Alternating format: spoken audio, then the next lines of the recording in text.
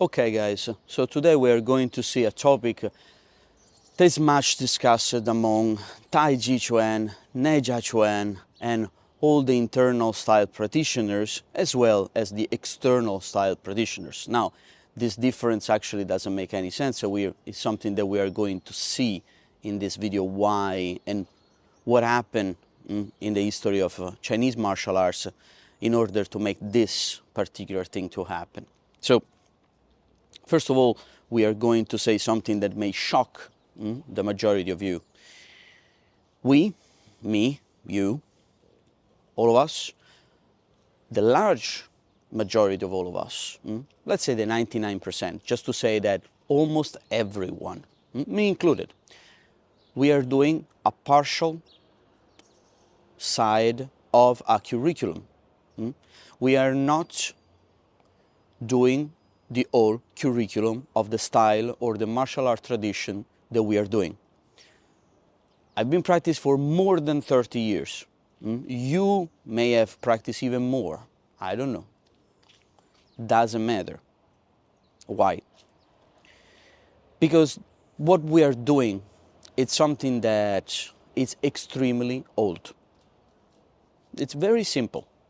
I don't like to quote ancient masters, stories about these masters, stories about here and there, historical documents that could be forged, completely fake, rewritten to accommodate this theory instead of that theory.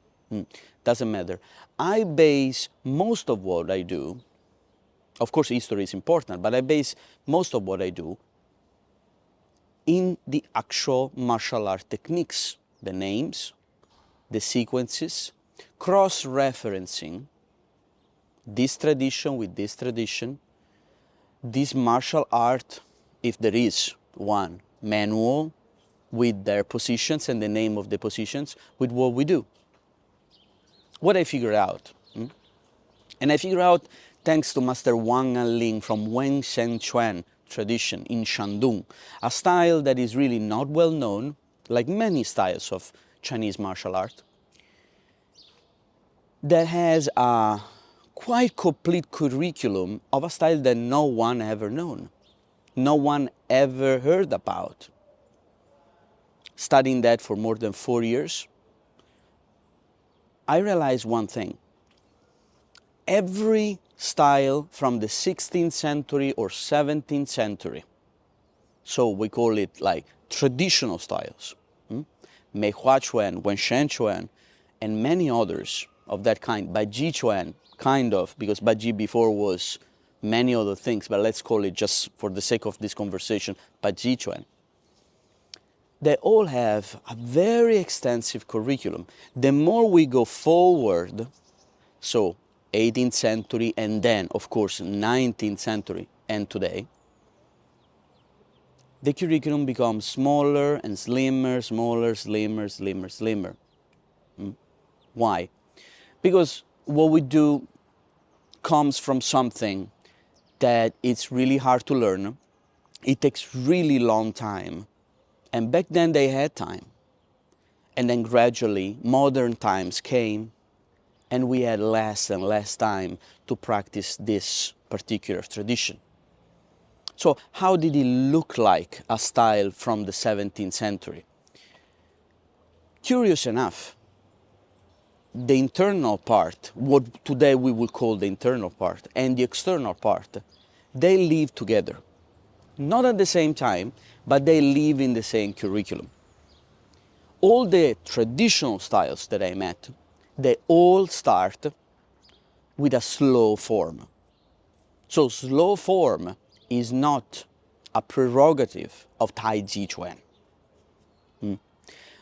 Every style that is from the 17th century or before, that could be 1,000 years ago, we don't know. Let's say before the 17th century or during that time, start with a form that is meant to build your structure, your internal power, your external connection, and is what they call training form. Be careful, this is not Jibegun. Jibegung is different. Jibegung is a modern term. It's a much more modern term, mid-19th century, to define those exercises that will prepare you for the martial art that you're going to do. So it's like an easy set of exercises that simplify what you're going to see later on a little bit more complex. Could be a series of stretching for the legs, could be some parts from the form, but simplified, or some neigung even involved, but simple. Respect what you're going to do later. That's jibegung. So it's like pre-boxing and boxing. That's jibegung. What I'm talking about is different. The first form, which is usually called modern, like modern form, or frame form, or training form, it's absolutely always like this. The name is something like that. It teaches you how to have structure that you will need later on in the execution, the power that you will need in the execution. There are not much footwork and advanced techniques. It's usually something kind of easy. It's linear, then there is another line, then another direction, another line, another direction, and then it stop. It's the traditional ones, like the one in Wenshenchuan, is pretty simple. It's not easy to do, but it's pretty simple. Then what happened? After this, you have the execution form, the application form. This application form always comes in many way of proceeding. It could be a long one. It could be 7 different ones, but smaller. 7 different directions with 7 different techniques that you can perform all together, or one by one, or 3 and then 3 and then 1, up to you. This application form is substantially different from the training form. It's very different. You will see everything that you have made, all of your power into action. Not necessarily will look like exactly the same. So think to a boxer. He does weights, he does deadlift, he does a lot of training that will not look like punching, dodging, clinching. It's not exactly the same, the look of it, but the qualities that he has developed through training, he needs also to train that power, that reflexes, in actual fast pace techniques. Same thing as what we do in traditional Chinese martial arts. Slow form, train power. Every tradition has his own way to do it. Taijiquan tradition has his own. Mei Hua Chuan has his own. It's not the same. There are some similarities. Really at the roots of the origin of this, there are some huge similarities, but it's not the same. Many masters have developed this aspect instead of another one, so they made some differences. So all of this is pretty long, it takes a lot of time, and it's a kind of art that is typical in terms of how many hours you need in one day and how many days per week you need to learn something like this. That's why the more, it's not really the government, the invention of firearms, that's all other things, but that's why the more we go forward in time, the more we go closer and closer to modern times, technology came, work came in a different shape and ways. And so the time for martial art was less and less. Just a recap. Some static work. Then you have some jibegung. So you will learn how to start to move with the legs stretching, coordination, and so on, many other things. Footwork, stepping, to learn how to use your hips, your shoulders in a certain way. Then you start with the slow form, the mother form. And then it takes many years. It could be long. It's simple, as I said sometimes, in the way to operate with your body. But it's long. It could be 100 movement. It could be 150 movement. So it takes a few years. Once the master sees that you have developed the right power, you have developed the right coordination, and all of these qualities are well manifested, then you pass to the fast form, and takes other years. And then there's not only the fast form, there are all of those exercises that will teach you how to arrive to the opponent with the right footwork, how to attack his leg, how to attack his head. And Chinese in this are very, very strict. There is a method for the hands, there is a method for the knees, there is a method for the feet. Each of these little sectors have his own 20, 30, 50 exercises. And they are all very important. But think that if you do not just boxing, Western boxing, but professional training for Western boxing, also there, don't expect that it's so easy. Every system of combat have many exercises. But one thing are the exercises that you see in the public form. If you sign up to a gym at 40 years old and you want to do a little bit of boxing, that you will learn 3 or 4 exercises and a little bit of sparring. That's okay. But if you do a professional path since you are a kid to become a real boxer, a professional boxer, there are thousands of exercises that you never see, that you have no idea that they even existed. So every system of combat professionally, it's very long to learn. Some of these exercises were also very dangerous. Dangerous for the knees, dangerous for the hips. There are some 2-man set that were performed at maximum speed and maximum power. That could be, dangerous for you and dangerous for your partner. And all of these things were gradually, the more we go forward in time, eliminated from the curriculum. Forget about the government, the invention of firearm. This one comes first. I've studied many forms of art, painting, sculpture, many. And they all follow the same procedure. Before, so 500 years ago, we had way more time to learn. Way more effort was put into action than today, in anything. And this is very important to understand what we do. So people who criticize Taijiquan is like criticizing the 1% of the curriculum.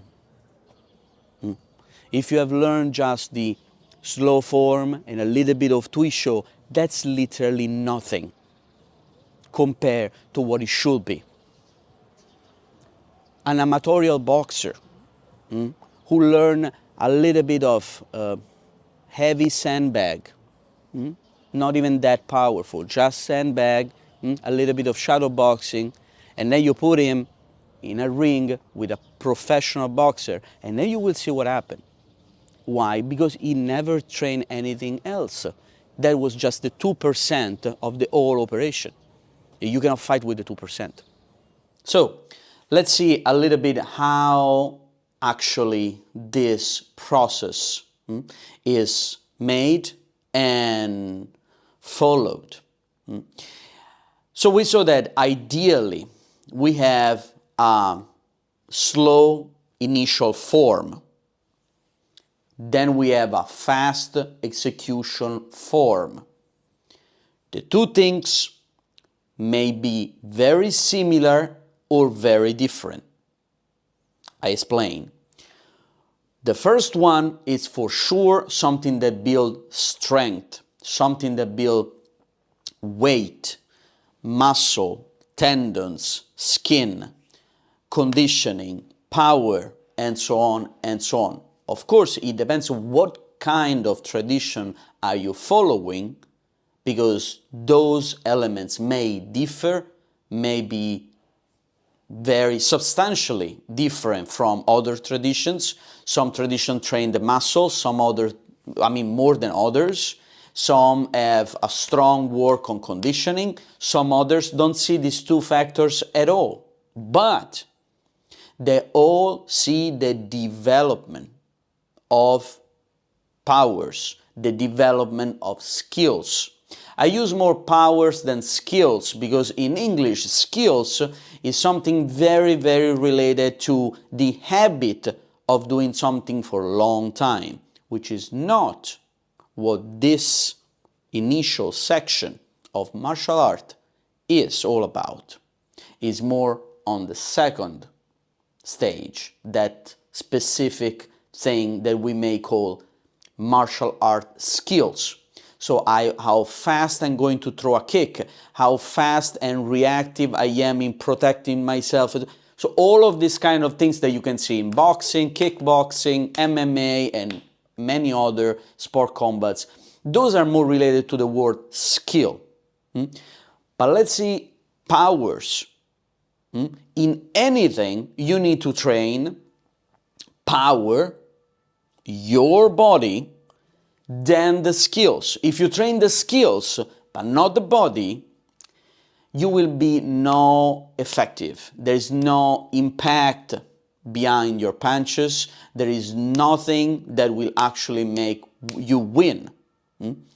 It's the classic situation where you are very good, you think you are better than your opponent, but in the end your opponent bang and smash you down. It's exactly that. But why that happens so much? Because we are missing the first part. Most Chinese martial art traditions are missing the first part. Missing doesn't mean that you are not doing it. Missing means also that you're doing it, but you are actually not develop any power. So who today can say that doing the Taiji slow form is building up internal and external energy, power, bam, that you can use in combat? Really few people.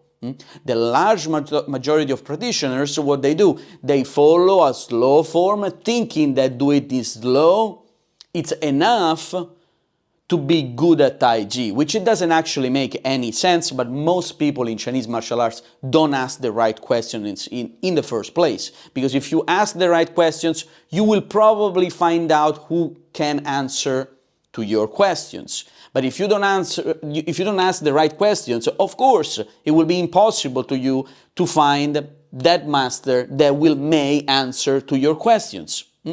So, first part, building strength. In Taijiquan are sequences that could be 108, 123. There are also some version of 90 movements, so pretty long. We're speaking about like almost 20 or 25 minutes continuously of slow training. So it's pretty long. They build up everything that you need for the execution, everything that you need for the second step, if you do it correctly. So of course that is the most important step. If you don't have that, it will be impossible to release power, to bounce power, to deflect power, if you don't have any power.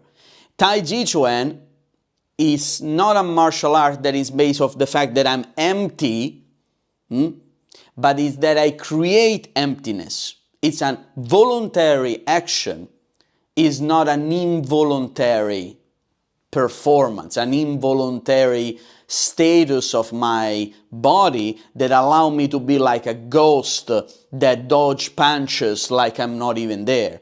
That's just a fantasy. It doesn't actually exist. And if you look at the videos of all the important masters, you will see that they all have a very, very strong sense of their energy, of their weight.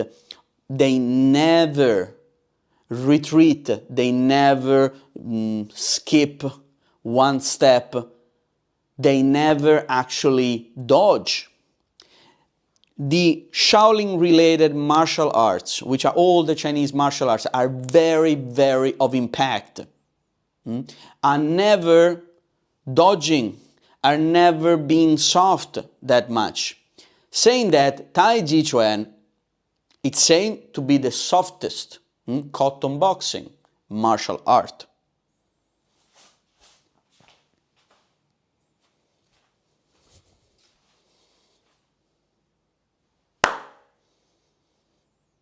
But in fact, this principle don't have to mislead us thinking that Taiji is something that embrace some kind of peace of mind and then we are very nice to each other and it's super, super soft because of the concept of sung or song, relaxation, sinking.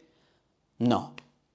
It's Taijiquan training, so the first part of the style, the slow form. I'm trying always to connect it to the original design that we are describing in this video. So the first part, it builds up an energy that is not based on muscular contraction first. That's it. It's not a mystery. Actually happen in many other sports where you don't have to build your muscular strength first. Taijiquan implies a lot of breathing techniques, a lot of specific training that over the years it makes your body in a very unique way that not any sport combat or martial art activity that I have seen resemble this kind of body skills or body qualities. So it's pretty unique in that because you are doing breathing technique very specific, not same as yoga, not same as other things. It's very specific of martial art, it's not specific of Chinese traditional medicine, it's specific of martial art. Combined to slow movements, combined to a certain kind of a certain kind of intention that you give to all of this process, not in one day, but over the years, it makes your body in a certain way. What is this certain way? The certain way is actually the opposite of what people is expecting Taijiquan to be. You will be really, really heavy. Being heavy and being centered. So, just speaking, plain is that if the opponent is trying to push you, he won't be able to do it. It seems that you are grounded, that you are inside the soil 20 meters. So, real strength, not skill that I try to dodge or do something with my opponent. But I'm staying, he cannot push me.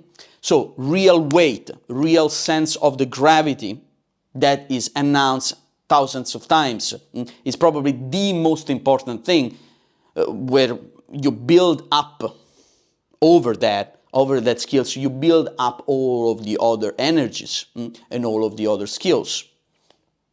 Then the strength that you develop, it's a real strength.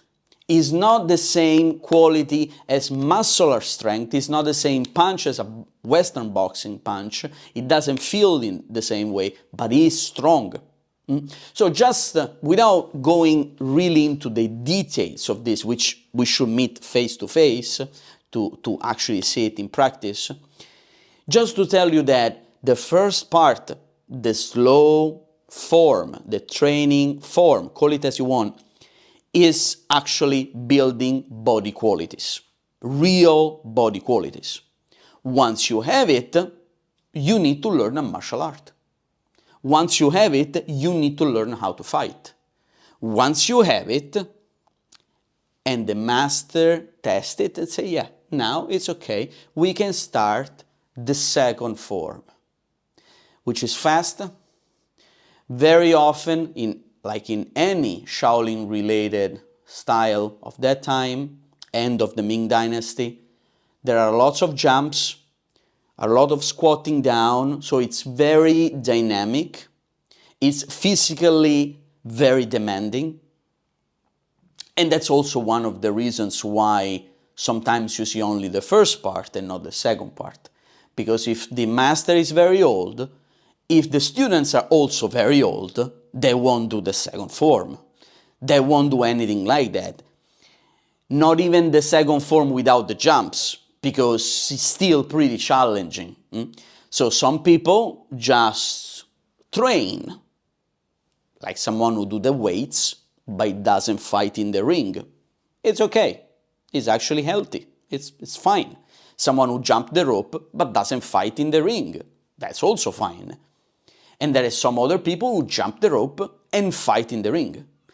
Unfortunately, there are also people who fight in the ring and don't jump the rope and they don't do weight.